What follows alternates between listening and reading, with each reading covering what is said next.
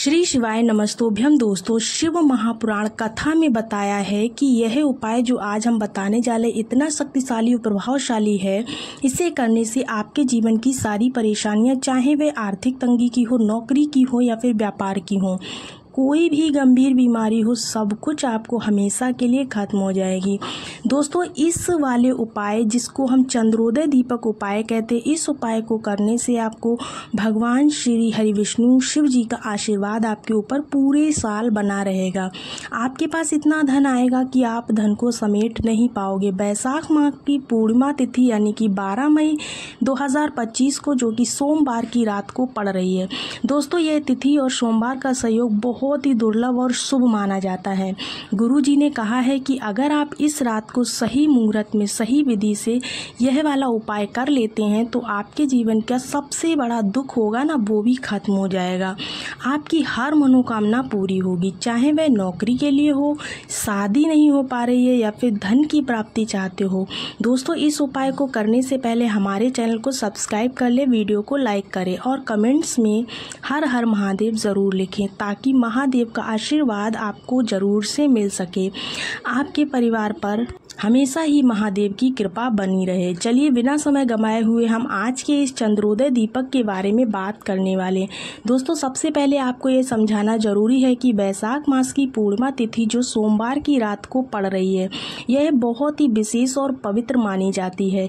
इस दिन भगवान शिव, माता पार्वती और श्री हरि विष्णु और माता तुलसी की पूजा बहुत महत्वपूर्ण है। गुरु जी ने बताया है कि बैसाख मास में पड़ने वाली इस पूर्णिमा पर अगर आप इस उपाय को, दीपक वाले उपाय को कर लेते हो तो यह प्राचीन उपाय है। यह आपकी जो भी बहुत समय से चली आ रही बीमारी हो या फिर किसी और प्रकार की समस्या है तो उसका निश्चित ही दूर होना तय है। इन उपायों को करने से आपको बहुत ही शुभ सहयोग देखने को मिलेगा। प्रदोष काल यानी कि सूर्यास्त के बाद का समय जो शाम का होता है, 6 बजे के बाद आप इस उपाय को करेंगे। प्रदोष काल में भगवान शिव और हरि विष्णु की कृपा का बहुत ज़्यादा बरसती है, ऐसा सब लोग मानते हैं, ऐसा पूज्य गुरुदेव भी बताते हैं। लेकिन अगर आप इस समय ना कर पाएँ तो कोई दिक्कत की बात नहीं है, आपको जब समय मिले तब आप उपाय को कर सकते हैं। लेकिन प्रदोष काल में इन उपायों का फल जो होता है वो कई गुना बढ़ जाता है। दोस्तों, इस उपाय को करने के लिए आपका मन एकदम शुद्ध होना चाहिए, साफ सुथरे कपड़े पहने और पूरे भक्ति भाव से इस उपाय को करना है, ताकि आपको इसका पूरा का पूरा फल मिल सके। अगर आप चैनल पर नए हैं तो चैनल को सब्सक्राइब कर ले, वीडियो को लाइक ज़रूर से करें। देखिएगा, ये जो उपाय है आज चंद्रोदय दीपक का उपाय है। पूर्णमासी की तिथि और वो भी सोमवार के दिन पड़ रही, बहुत ही अच्छा संयोग बन रहा है। इस उपाय को करना है। आपको उपाय के बारे में विस्तार से बताएंगे, पूरा वीडियो देखिएगा। यह जो दीपक वाला उपाय है ना, श्री हरि विष्णु और तुलसी माता को अर्पित है, क्योंकि ये श्री हरि विष्णु का उपाय है। दोस्तों, सोमवार की पूर्णिमा का बहुत ही प्यारा सा दिन है। जो पूर्णिमा सोमवार को पड़ती है, उस पूर्णिमा को सोमवती पूर्णिमा के नाम से भी जाना जाता है। और आज के दिन चंद्रोदय दीपक जलाने की जो प्रथा है वो कई हजार सालों से चलती चली आ रही है। तो हम सभी लोगों को उस प्रथा का पालन करना है और अपने ही घर पे यह चंद्रोदय दीपक आपको जरूर से लगाना है, ठीक है ना। तो कहाँ पे लगाना है, कैसे लगाना है, सारी बातें करेंगे। लेकिन सबसे पहले वीडियो को पूरा देखिए, तभी चीज़ें आपको समझ में आएंगी, ठीक है ना। तो देखिएगा, आपको अभी भी मैंने अपनी पिछली वीडियोज़ में बताया है, आपको पता होगा मैंने बताया है कि जो पूर्णिमा का चांद होता है ना, वो पूरा फुल मून होता है और आपको रोशनी जो है उसकी बहुत ज़्यादा दिखाई देती है। इस उपाय में यह चीज़ मैं आपको इसलिए बता रही हूँ क्योंकि आपको जो दिया लगाना है वो आपको दीपक प्रज्वलित करना है, वो ऐसे स्थान पर करना है जहाँ पर आपको चंद्रमा की पूरी रोशनी मिले, चंद्र देवता की पूरी रोशनी आपके घर में पड़े। ऐसी जगह पर आपको दीपक लगाना है। तो आप अपने छत पे लगा सकते हो या आप इसे अपने घर के बाहर भी लगा सकते हो, तो भी अच्छी बात है। महादेव का शिवलिंग अगर मतलब ऐसी जगह पर जहाँ पर उनके ऊपर चंद्रमा की रोशनी पड़ रही हो, ऐसी जगह पर आप लगाते तो बहुत ही अच्छी बात है, ठीक है ना। आप चलो समझने की कोशिश करते हैं। वो दिया कौन सा होगा, यहाँ पर आपको क्या करना है, एक दीपक लेना है। कौन सा, मिट्टी का दीपक लेना है। मिट्टी का दीपक लेने के बाद आपको क्या करना है, चंद्र देवता जो होते हैं उनकी रोशनी जो होती है पूर्णिमा पर थोड़ी जो होती है ना, एक तरफ की रोशनी गिर रही होती है, पूरी रोशनी चारों तरफ नहीं फैलती है, ठीक है ना। तो इनकी रोशनी जो है जिस तरफ ज़्यादा हो रही हो, जिस तरफ ज़्यादा गिर रही हो ना, उसी तरफ आपको दीपक लगाना है। कहने का मतलब है, आप ध्यान से देखिएगा कि चंद्रमा की रोशनी जो है जिस तरफ ज़्यादा पड़ रही हो उस साइड आपको दीपक लगाना है, चाहे वो सीधा साइड हो या फिर उल्टे हाथ की तरफ हो। इस चीज़ का आपको विशेष ध्यान रखना है। अब बात करते हैं इस दीपक में आपको बत्ती कौन सी लगानी है दोस्तों। तो हमेशा ध्यान रखिए, चंद्रोदय का जो दीपक होता है वो 4 दिशाओं में जलता है, यानी कि चौमुखी बाती आपको लगानी है, चौमुखी बाती इसमें डालनी होगी। अब आज के दिन चावल के दाने का महत्व तो बहुत ज़्यादा होता है, तो पहले दीपक के नीचे आपको थोड़ा सा चावल का दाना रख देना है, उसके बाद आपको दीपक को प्रज्वलित करना है, यानी कि जलाना है। अब एक नियम समझिएगा, इस उपाय को करने के लिए मैंने आपको बार बार समझाया है, इस दीपक को उसी स्थान पे लगाना है जहाँ पर चंद्र देवता की पूरी रोशनी पड़ रही हो दीपक के ऊपर, ठीक है ना। बंद कमरे में नहीं लगाना है, बंद घर में नहीं लगाना, इस चीज़ का विशेष ध्यान दीजिएगा। सबसे बड़ा रोल आता है यहाँ पर कि हमें जो दीपक जलाना है, प्रज्वलित करना है, वो किसके नाम से प्रज्वलित करना है। तो आपको बता दें कि इस दीपक को प्रज्वलित करते समय आपको चंद्रोदय दीपक यानी कि चंद्र देव का नाम लेना है। आप सभी लोगों को इस दीपक को किसके नाम से लगाना है, तो आपको लगाना है चंद्रेश्वर महादेव। किसके नाम से लगाना है, चंद्रेश्वर महादेव का नाम लेकर के इस दीपक को प्रज्वलित करना होगा।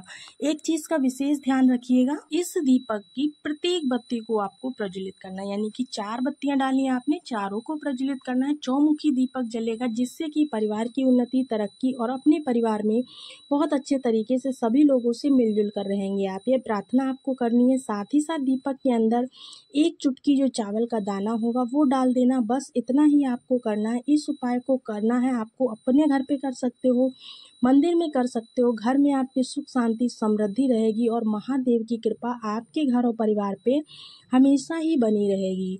ये तो था हमारा पहला उपाय। होप सो आपको पहला उपाय बहुत ही अच्छा लगा होगा। बढ़ते हैं आज का जो दूसरा उपाय है, वो किसको करना है, कैसे करना है और कब करना है। तो दोस्तों दूसरा जो उपाय है वो बहुत ही फेमस उपाय है, सोमवती अमावस्या के दिन करने का। आपको सोमवती पूर्णिमा पर भी ये उपाय कर सकते हैं। सोमवार के दिन पड़ रही है सोमवती पूर्णिमा, तो आपको करना क्या है, इस उपाय को करने के लिए बहुत ही इजी सा उपाय है। सबसे पहले तो समझ लेते हैं इस उपाय के लिए आपको क्या क्या फ़ायदे होने वाले हैं। जैसे आप बहुत सारे ऐसे उपाय करते हैं, जैसे पशुपति व्रत करे हैं या फिर कोई विशेष उपाय जो मनोकामना के लिए आपने किया लेकिन आपकी मनोकामना पूरी नहीं हुई, तो ऐसे में आपको इस उपाय को करना है। ये उपाय आपकी मनोकामना ज़रूर से पूरी करेगा। इस उपाय को करने के लिए आपको कौन कौन सी चीज़ें चाहिए हैं, तो सबसे पहली चीज़ आपको क्या लेना होगा, आपको लेना होगा शहद।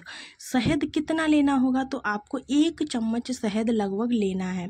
शहद लेने के बाद जो दूसरी चीज़ है वो क्या है, तो वो हो जाएगा हमारा पीला चंदन। पीला चंदन आपको ले लेना है, पीला भी ले सकते हो, लाल हो तो लाल ज़रूर लीजिएगा। पीला और लाल दोनों मिल जाए तो सोने पे सुहागा वाला काम है। अब आपको क्या करना है, जो पीला चंदन आपने लिया है और जो लाल चंदन आपने लिया है, इसको क्या करना है, इसमें हल्का सा पानी डालकर इसका पेस्ट तैयार कर लेना अलग अलग, एक ही में नहीं करना है, अलग अलग। अब आपको चाहिए होगी एक बहुत ही सुंदर प्यारी सी बेलपत्र, क्योंकि सोमवार का दिन है इसलिए आपको बेलपत्र जरूर से लेनी। उस बेलपत्र को कहीं से भी कटा पिटा नहीं होना चाहिए। अब देखिए बेलपत्र लेने के बाद अब तरीका क्या होगा, आपको जो लाल चंदन है उस लाल चंदन को बेलपत्र के बड़े वाले पत्ते पर यानी बीच वाले पत्ते पर आपको खूब अच्छे से लगा देना है। अब आपके पास में जो पीला चंदन बचा हुआ, उस पीले चंदन को दोनों बेलपत्र की जो 2 पत्तियां छोटी वाली बची है ना, उन पर आपको लगा देना है पीला चंदन। लेकिन अभी नंबर आता है शहद का। शहद को कहाँ पर लगाना है, जहाँ पर इन तीनों पत्तियों का मिलाप होता है ना, जो डंडी के पास वाला भाग होता है, उस भाग, इस भाग पर लगाने के बाद आपको क्या करना है, शहद लगाना है। शहद लगाने के बाद में इतना लगा करके आप इस बेलपत्र को उठाएंगे और जहाँ पर शिवलिंग रखी हुई, तावे के लोटा लेना है आपका, उसमें जल भरना है अपने घर से। पूर्णिमा का दिन है तो कोशिश करेंगे कि इसमें गंगा जल ज़रूर से डाल लें और फिर आप इस कलश को उठाएंगे और पहुँच जाएंगे महादेव के शिवलिंग के पास में। इस उपाय को आप मंदिर में ही कीजिए तो बहुत ही अच्छा है। सबसे पहले 1 लोटा जल महादेव की शिवलिंग के ऊपर चढ़ाइए। सबसे पहला काम जल चढ़ाएंगे। जल चढ़ाने के बाद में जो आपके पास में बेलपत्र है, उस बेलपत्र को आपको महादेव की शिवलिंग पर उल्टा समर्पित करना है। आपकी मनोकामना जो है, आपकी इच्छा जो है, उस इच्छा को बोलते हुए उस इच्छा की पूर्ति के लिए बेलपत्र को महादेव के शिवलिंग के ऊपर अब आपको समर्पित करना है। तो आज है पूर्णिमा का दिन, ऐसे में आप जब बेलपत्र समर्पित कर रहे हैं तो महादेव का बहुत ही प्यारा सा नाम है चंद्रमौली महादेव। कौन सा है? चंद्रमौली महादेव। इस नाम का स्मरण करते हुए आपको जो आपके पास बेलपत्र है उसको समर्पित करना है, ठीक है ना। आपकी जो भी मनोकामना है, जो भी इच्छा है, बहुत दिनों से अधूरी है, पूरी ही नहीं हो रही है, तो आप इस उपाय को करिएगा। बहुत ही प्यारा सा और बहुत ही विशेष सा उपाय है। चलिए बढ़ते हैं अपने अगले उपाय की तरफ। तीसरा जो उपाय है वो आपको कब करना है और कैसे करना है। दोस्तों अगर बात करें इस उपाय की तो ये चावल के दाने के साथ में करना है आपको। इससे फायदे क्या होने वाले हैं तो ज़्यादा चीज़ों की ज़रूरत नहीं है, पर 1 से 2 चीज़ें आपको लेनी है। आपको क्या लेना है? आप लोगों को मात्र चावल के 7 दाने लेने। कितने? 7 दाने, और ज़्यादा नहीं लेना, सिर्फ 7 दाने। अब इस उपाय का बेनिफिट क्या होगा? देखिए, धन के लिए आपको इस उपाय को करना, माँ लक्ष्मी को प्रसन्न करने के लिए आपको इस उपाय को करना है। बहुत ज़्यादा परेशान रहते हो अपनी किसी भी मनोकामना को लेके, किसी भी विशेष धन से संबंधित मनोकामना को लेके, तो आप इस उपाय को करिएगा। चावल के 7 दाने के साथ साथ एक बहुत ही प्यारी सुंदर सी आपको बेलपत्र लेना है। जो बेलपत्र लेंगे उस बेलपत्र के बड़े वाले पत्ते पे, नियम अच्छे से समझिएगा, बड़े वाले पत्ते को पूरा का पूरा आपको पीले चंदन से, मतलब कि पीले चंदन की एक पूरी लाइन खींच देनी है बीच वाले पत्ते पर। पूरा पत्ता नहीं रंगना है, लंबाई में एक लाइन खींच देनी है बीच वाले पत्ते पर। उसके बाद में आपके पास में चावल के 7 दाने हैं, 7 के 7 दाने आपको इस बीच वाले पत्ते पर लाइन से लगा देने हैं। 7 दाने अच्छे से चंदन पर चिपक जाएंगे। उस चावल के 7 दाने को बेलपत्र पर जो आपने चिपकाए हैं उस पत्ते को लेकर के आपको शिवलिंग के मतलब शिव जी के मंदिर में जाना है, शिवलिंग के पास में। अब आपको क्या करना है? एक लोटे में जल ले जाना है। जल के अंदर गंगा जल जरूर से डालिएगा, ये चीज़ आप बिल्कुल मत भूलिएगा। साथ ही साथ आपको महादेव की शिवलिंग के पास में जा कर के अपना जो मुंह है वो उत्तर दिशा की तरफ रखना है। रखने के बाद में अब इस बार जल चढ़ाएंगे, श्री शिवाय नमस्तोभ्यम का स्मरण करते हुए। जल चढ़ाने के बाद में आपको बेलपत्र जो आपके पास में है, जिसमें आपने 7 चावल के दाने चिपकाए हुए हैं, उस बेलपत्र को आपको कहाँ पर समर्पित करना है? तो माता अशोक सुंदरी वाले स्थान पर आपको समर्पित करना है, ठीक है ना। इस तरह से आपको करना है। लेकिन ध्यान रहे, जब आप बेलपत्र समर्पित कर रहे हैं तो उस समय आपको रिद्धि सिद्धि का नाम लेना है। किसका नाम लेना है? विशेष नाम है, रिद्धि सिद्धि का नाम लेना है।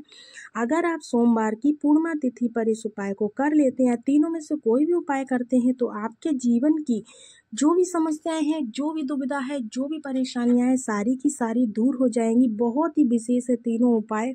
इस पूर्णिमा तिथि पर करिए या फिर किसी भी पूर्णिमा तिथि पर इन उपायों को किया जा सकता है। तो सभी को उपाय अच्छे लगे होंगे। अगर वीडियो आपको थोड़ा सा भी उपयोगी लगा हो तो वीडियो को एक लाइक और शेयर ज़रूर कीजिएगा। चैनल को भी सब्सक्राइब कर लीजिएगा दोस्तों, क्योंकि आपको इस चैनल पर प्रतिदिन नए नए उपाय पूज्य गुरुदेव के द्वारा बताए जाते हैं।